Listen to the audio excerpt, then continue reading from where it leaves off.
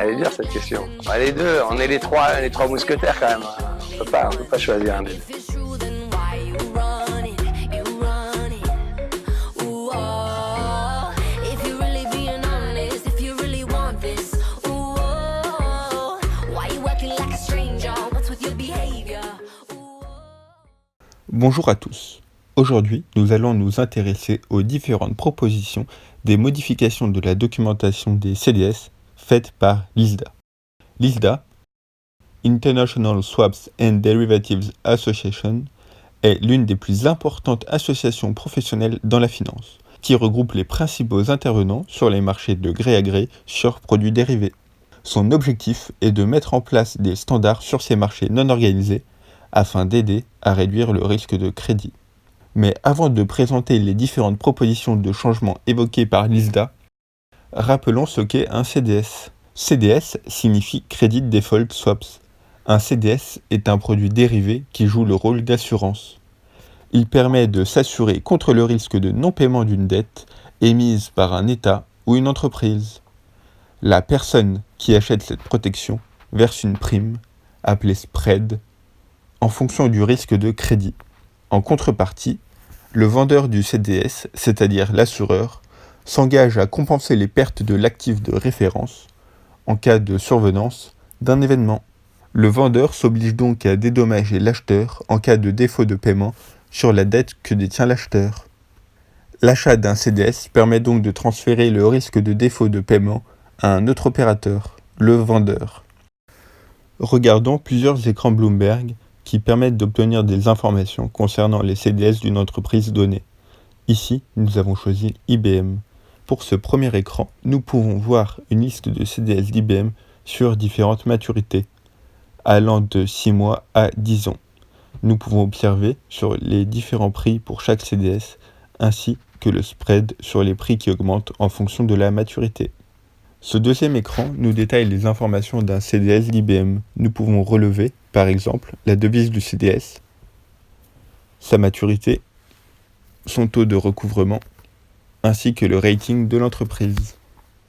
Le troisième et dernier écran Bloomberg nous montre un pricer de CDS d'IBM, basé sur le modèle de l'ISDA. Ce pricer permet d'obtenir un prix sur un CDS, selon des paramètres choisis, tels que le type de dette, la maturité et le notionnel. La première proposition de l'ISDA vise à permettre la livraison de package pour les transactions CDS souveraines. Actuellement, lorsqu'un État restructure sa dette, le produit restructuré, par exemple une obligation en paquet d'actions et d'options, n'est pas livrable dans le cadre d'une enchère. L'ISDA propose donc de publier une liste de Package Observable Bonds, POB, en fonction de la taille, de la liquidité, de la maturité et de la loi régissant le contrat. Cette proposition suggère de placer une obligation à loi locale et une autre à loi internationale dans chacun des silos suivants, de 1 à 3 ans, de 3 à 12 ans et de 12 à 30 ans. Ces obligations seront choisies sur la base d'un ensemble de règles qui déterminent celle la plus importante et la plus fréquemment négociée dans chaque silo. Illustrons à travers un exemple l'impact qu'auront ces POB lors d'un événement de crédit. Imaginons un POB avec un notionnel de 100 millions de dollars qui se déprécie de 50%, avec la partie de l'actif convertie en 50 actions pour constituer un package. Cette dépréciation constitue un événement de crédit. Alors, les 50 actions pourraient être échangées contre le notionnel, c'est-à-dire 100 millions de dollars de CDS.